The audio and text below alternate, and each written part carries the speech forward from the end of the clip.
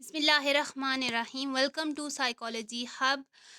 तो आज हमने जेंडर इश्यूज इन साइकोलॉजी का लेक्चर नंबर 9 और 10 हम इकट्ठे करेंगे, क्योंकि 9 जो लेक्चर है वो बिल्कुल सेम 8 जैसा ही है। हमने जो चीज़ें 8 में पढ़ी हैं वही रिपीट हो रही हैं, तो बहुत ही आसान सा है। हम बेसिकली कर रहे हैं थेरीज ऑफ जेंडर साइकोलॉजी। तो हम देख लेते हैं इसमें क्या है। सबसे पहले nature and nurture. Nature is something related to heredity influence, and nurture is environmental influence. ये हम पहले पीछे भी पढ़ चुके हैं। देन बायोलॉजिकल अप्रोच हमें सबसे पहली अप्रोच आती है biological approach. Biological approach emphasise that gender role differences are the result of a biological presence. इनका मानना ये था इस अप्रोच में जितने साइंटिस्ट ने काम किया है, दैट जो जेंडर डिफरेंसेस होते हैं वो बायोलॉजिकल डिफरेंसेस जो होते हैं वो उनसे रिलेट करते हैं। इनका कहना था कि क्रोमोसोम्स होते हैं 23 पेयर्स ऑफ क्रोमोसोम्स, जो कि मैन में होते हैं X and Y, and women में होते हैं एक्स एक्स। जब इंटीमेसी होती है तो ये क्रोमोसोम्स इकट्ठे होते हैं, एंड देन हमने ये पीछे सारा पढ़ चुके हैं। उसके बाद क्रोमोसोमल हमने एबनॉर्मलिटीज़ भी पढ़ी थी, और ये बहुत ही आसान सी वही चीज़ें उन्होंने रिपीट की हुई है। Than the study of money and inherited in 1972 found that female exposed of high level of androgen parentally are tend to be more physically active like boys than their peers। यहाँ क्या लिखा हुआ है कि एक स्टडी हुई थी 1972 में। उन्होंने कहा था कि अगर एंड्रोजन जो कि एक मेल हार्मोन है, अगर वो किसी फीमेल में ज़्यादा होता है तो वो बॉयज़ की तरह बिहेव करती है।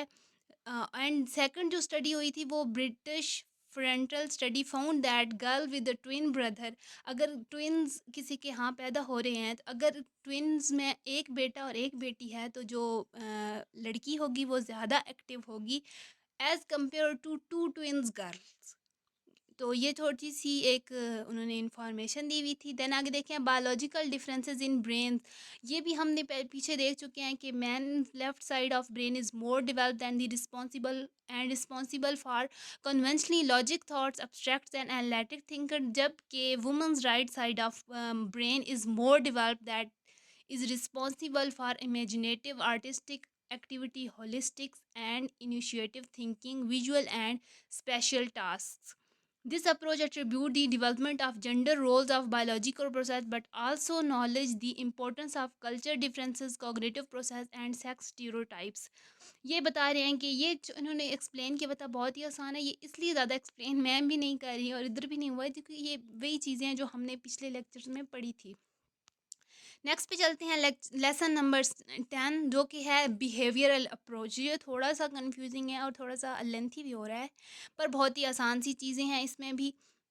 इतना लेंथी भी नहीं है। ये भी वही चीज़ें हैं जो हमने अगर आपने साइकोलॉजी 101 पढ़ी हुई है, इंट्रोडक्शन ऑफ साइकोलॉजी, तो उसमें ये चीज़ें उन्होंने सारी एक्सप्लेन की हुई हैं।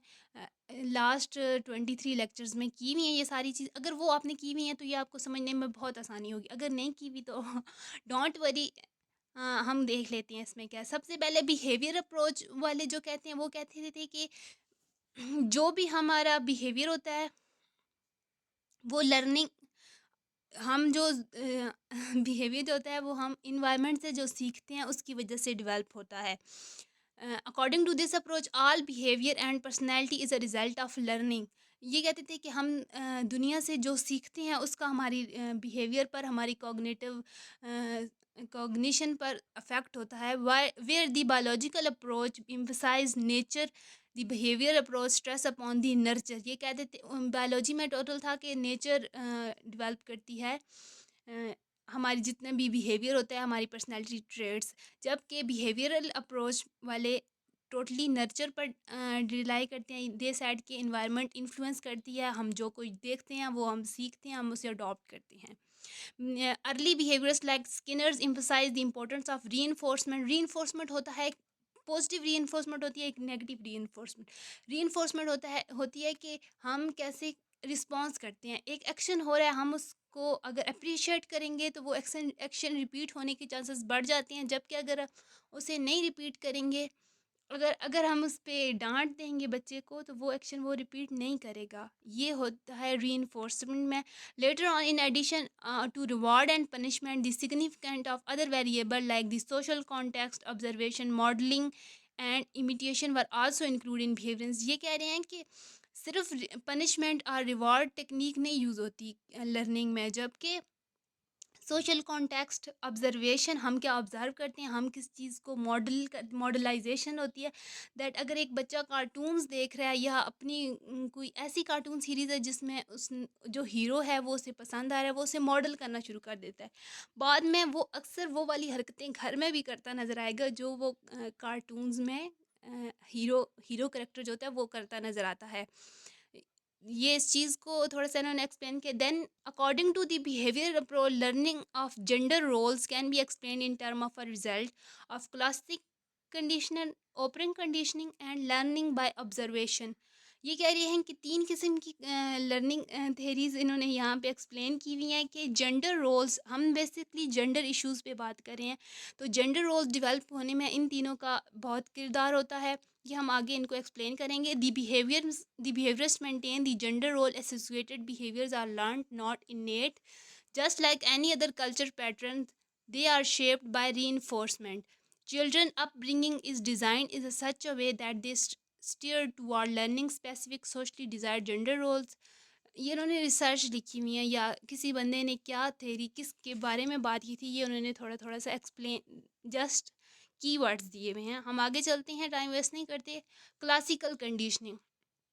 क्लासिकल कंडीशनिंग में बेसिकली होता क्या है, every time a child sees their parent of the same sex as her own, he she is seen as wearing a particular type of clothing. That ये जो इतनी लाइन लिखी हुई है इसका मतलब ये है कि अगर एक बच्चा अपने पेरेंट्स में उसकी अपनी सेक्स का पेरेंट, मतलब अगर वो बेटी है तो अपनी माँ को देखेगी कि वो कैसी बिहेव करती है, वो कैसे ड्रेसिंग करती है, वो किस किस्म के गेस्चर्स यूज़ करती है और उसका स्टाइल ऑफ कम्युनिकेशन क्या है, एंड देन वो उसे अडॉप्ट कर लेगी। That is classical conditioning. बिल्कुल सिंपल, जैसा वो बच्चा देखेगा, ऑब्जर्व करेगा अपने आसपास, अपने पेरेंट्स को आइडलाइज करेगा एंड देन वो उसी तरह बिहेव करना स्टार्ट कर देगा। This form of type is associated which lead to adoption of gender role. Then उसके अंदर जेंडर रोल करते हैं, वो देखती है कि मेरी माँ कुकिंग करती है और जो पापा हैं वो बाहर जाके काम करते हैं। देन उसके अंदर ये डेवलप होगा कि मुझे भी कुकिंग करनी चाहिए। हाँ, इसीलिए बच्चियाँ ज़्यादा माँ जैसा बिहेव करती हैं, उनका दुपट्टा ले लेना एंड दी ऐसी चीज़ें वो अक्सर बचपन में भी करती नज़र आती हैं। But a strong and more plausible explanation is the one based upon the operant conditioning. ये कहते हैं कि ये इतनी इम्पोर्टेंट नहीं है जितनी ऑपरेंट कंडीशनिंग को उन्होंने वैसे भी ज़्यादा एलेबोरेट किया है जितने भी साइंटिस्ट आए हैं। ऑपरेंट कंडीशनर ये बी.एफ. स्किनर ने दी थी। It is the type of learning in which a voluntary response become stronger और वीकिंग डिपेंडिंग अपॉन इट्स पॉजिटिव और negative consequences.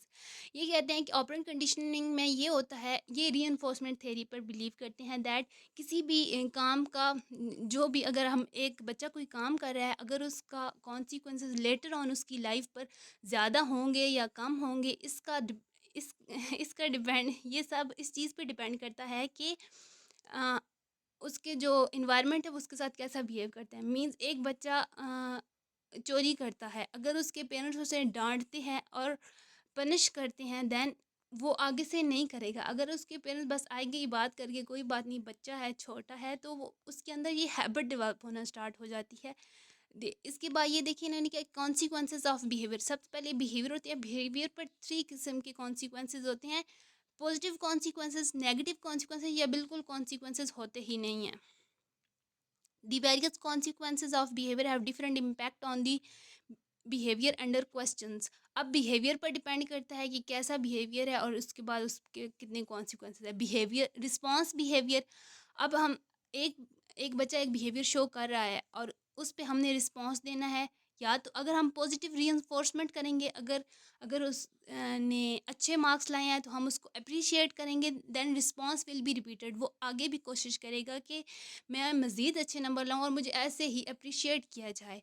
Then response behaviour, अगर हम नेगेटिव रीइंफोर्समेंट करते हैं, दैट अगर कोई बच्चा चोरी करता है हम उसे मना करते हैं, रिस्पॉन्स विल बी रिपीटेड। ये भी एक कंडीशन होती है कि कुछ बच्चे ज़िद में आके अगेन से वही करते हैं। देन ये अब यहाँ पे एक बात आती है कि जो हम रीइंफोर्समेंट कर रहे हैं, हम जैसे बच्चे को समझाएंगे वो डिपेंड करता है। अगर हम उसे पहली बार में ही मारना शुरू कर देंगे एंड उसे सबके सामने बेइज्जत करना शुरू करेंगे, दैट बच्चे ज़िद्दी हो जाते हैं। ये बात कर रहे हैं। Then behaviour response punishment response will not be repeated. Some cases में ऐसे होता है। And then behaviour response no reinforcement response will not be repeated. अगर एक बच्चा जस्ट कुछ बच्चे ऐसी हरकतें जो ख़राब हरकतें होती हैं वो इसलिए भी करते हैं कि वो अटेंशन चाहते हैं। अगर एक बच्चा कोई गलत काम करता है उसे कोई नोटिस नहीं करता तो मे बी वो आगे जाके वो काम नहीं करे। Response positive reinforcement means appreciation. Son copying father, इन्होंने नीचे एग्जांपल भी लिखे है। रिस्पॉन्स क्या है? Son copying father. अगर आप उसको अप्रिसिएट करेंगे तो रिस्पॉन्स विल बी रिपीटेड।